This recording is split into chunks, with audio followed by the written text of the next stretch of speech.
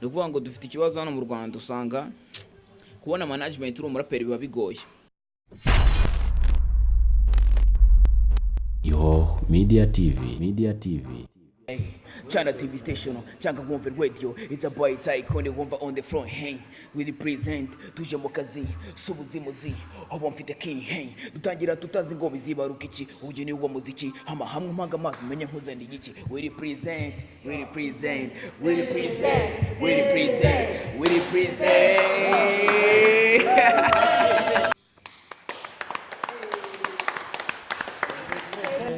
Amakuru yawe Amakuru ni meza tu. umeze neza. Umeze neza nabi. Iminsi myinshi.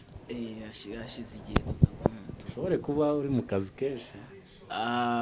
Bari ishuri n'umuziki, urumva nyine mba ndi mu kazi kenshi, ntabwo mba ndi kuboneka tu. Umuziki n'ishuri bifatanya gute?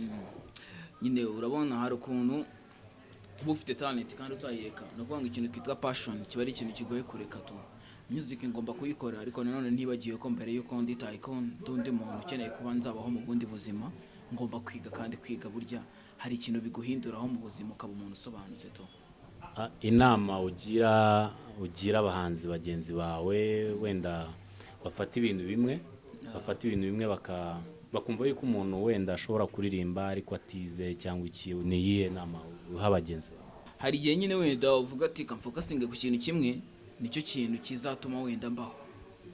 Bijya bibaho kenshi na kenshi uri ishuri kuva uri umupeti wiga primaire secondaire, uyu munsi ukaba ugiye kujya uri muri university, ntabwo wajya kubabwira ngo ngiye kureka ngo ishuri ngo ngiye mu muziki, ntabwo aba ari sawa neza. Kandi nanone utibagiwe yuko ushobora gukora umuziki ntubonemo amafaranga, ushobora kuba ukunda ukawukora pe, ariko ntubonemo amafaranga. Ibyo bintu ugomba kubitekereza ukavuga ati kambanze nzamure n'inuza n'ubumenyi bwanjye, iryo shuri ryanjye mbanze ryige, ejo n'ejo bundi nshobora kuba undi muntu runaka. Nubwo nabo umuhanzi tuzi abantu benshi bagiye baba n'abayobozi mu bihugu byo hirya no hino, bajagwa na ba Professor J bose, kandi ni n'abahanzi kandi babikora free. Taykun duhuriye mu gikorwa gisa nkaho ari gishyashya mu Rwanda.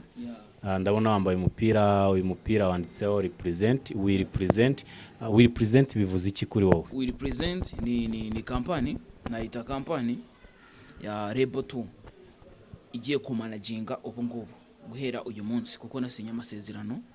Ni ukuvuga ngo biba bigoye kuba wabona management, umuntu akakugira ikiza akavuga ati uyu muntu kamumanaginge mushyiramo amafaranga yanjye azabyara umusaruro, kandi nawe kariyeri yiwe nyizamure.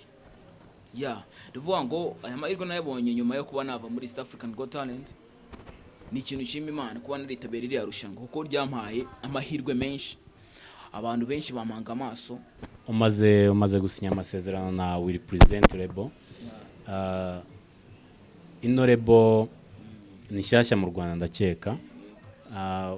Urumva amahirwe ubonye abandi batafite, hari abantu benshi bazi kuririmba ariko batabona uko babikora cyangwa bagere kuri talent yabo babashe kwisoza neza. Ano mahirwe ubonye urateganya gute kuyabyaza umusaruro? Nizeye ko iyi Rebo nsinyemo izamfasha kugira ikintu ngeraho muri kariyeri yanjye, nkagira ikintu ngeraho nkavuga nanjye ndi umuhanzi ufatika mu gihugu, kuko ntabwo mfite gahunda yo kuvuga ngo ndi umuhanzi gutyo gusa tu. Nkeneye kuba nagira ibikorwa nkora, umuntu akagiye akavuga ati Taykun ni umuraperi nyarwanda umeze neza. Urakumva? Ndavuga ngo dufite ikibazo hano mu Rwanda, usanga kubona management uri umuraperi biba bigoye. Ariko ndashimira we represent yo yabashije kumpa amahirwe, ikambonamo yuko hari ikintu nshobora kuba nakora muri rap nyarwanda, bakama amahirwe yo kumbwira ngo twakumanaginga wowe tukagufasha kuguteza imbere bitewe n'ibyo twumvikanye muri contract. Narabyishimiye, ibintu biri muri contract nta kibazo cyabyo, nibiramuka byubahirijwe neza nkuko twasinyanye. Abanyarwanda ndabizeza yuko tugiye kubona ibintu byiza, tukabona cyane ibintu bigatungana. Wakiriye gute kwitabira East African Got Talent? Bwari ubwa mbere cyangwa hari n'ayandi marushanwa wigeze witabira mbere hose? No kuvuga ngo kenshi usanga mu Rwanda abahanzi benshi ntabwo bakunda no kujya mu competition, kuko kenshi nyine usanga amarushanwa yo mu Rwanda ntabwo ari fair kenshi. Ntabwo natinya kubivuga, hari ukuntu bategura amarushanwa ugasanga hari ibintu bitarimo bimeze neza, ugasanga ari n'abasana bavuga ati ntabwo tujyamo hariya, bakabyihorera. Ariko ririya rushanwa ukuntu naribonye ryari rushanwa riri fair, ku buryo umuntu wese yavugaga ati ugiye muri iriya rushanwa, niba ubasha urakomeza, niba utabasha ntukomeza. Ni ukuvuga ngo njyewe kuba nari nzi ngo icyo kintu nicyo kirimo byanteye commitment, ndavuga ni noneho kankora iyo bwabaga ngiye nkore neza ndebe ni iki kintu ngiye guhereza abantu. Birangira mbonye Yesu hano mu Rwanda, ndakomeza ngeze muri Kenya naho nabonye Yesu, njya mu cyiciro gikurikiyeho. Taykun uracyarimo cyangwa wavuye? East Africa's Got Talent, no kuvuga ngo ndacyarimo uko mbizi, kuko nta kintu barambwira ngo, kuko hari twari twabonye Yes twakomeje igiciro gikurikiraho twari gukora. Byarangiye bavuze ngo ababonye Yes bose bazabafatsa bakuremo impano 18 gusa, abarizo zikomeza kuri niba ari semi final niba ari final, ko ntago mbizi. No ubwo hari igiciro bameze nkaho batarutse, kuko twari kugenda uko twabonye Yes twongera tugakompeta bagakuramo izo mpano 18, ariko bazakoresha ama video y'ibyo twakoze ubushize barebe impano 18 bazana gukora. No kuvuga ngo ngaho ntago uba wiyizeye neza ngo uzakomeza. Either ninkomeza bizaba ari byiza, cyangwa ni ntanakomeza ahanga mfite umubyeyi wi represent igiye kumfasha mu muziki wanjye. Urumva ngiye muri make nta kibazo mfite, najya hariya ntajyayo nta kibazo mfite, kuko kariyeri yanjye y'umuziki ngiye kuyikomeza neza, ntari gustrugglinga cyane binamvuna.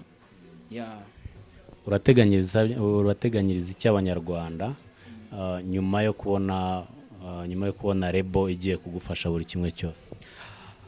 Ikintu nteganyiriza Abanyarwanda ni byinshi, kuko hari ukuntu uba uri umusani, si ukuvuga ngo umuraperi gusa n'umuririmbyi usanzwe, ugasanga hari projet ufite wabara bije izagusaba kugira ngo iyo projet igeze ayigera, ukabona birakugoye, tukabona ayo mafaranga ntago wayabona, bikarangira uyikanzaninze ukavuga ati kamwe kano ga projet niko gasanzwe kanzakora video idafite script, wenda hari ukuyishakana ka location gasanzwe nk'ishootingira, bikanaganisha kuba abantu bavuga ngo uriya mutipe ariko ibintu baririmba ni ibiki tu, kubera ko we hari sije ufite za danger, ariko kubera ko na management ufite zo ko wazikora neza ugahitamo kuzihorera, aho kugira ngo buryo ukora ikintu nabi wakireka, ugakora icyo uzi kuri bukore neza.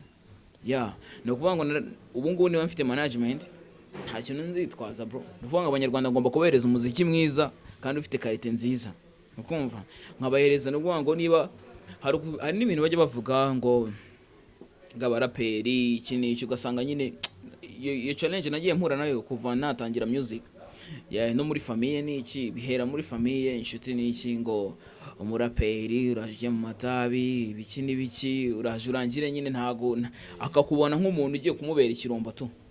Gusa ngewe ntago ari byo nigeze nizereramo, kuko nakomeje gukora music yanjye numva ko nta kibazo kirimo kuba nakora music.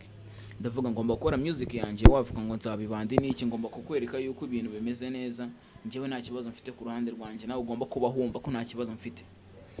So rero uyu munsi niba nasinye muri We Represent, nkaba ngiye gukora indirimbo meze neza, ufite management, ngomba kugeza ibintu bimeze neza ku Banyarwanda, tugateza umuziki muri rusange Nyarwanda, kuko hip hop Nyarwanda dukeneyemo imbaraga nyinshi.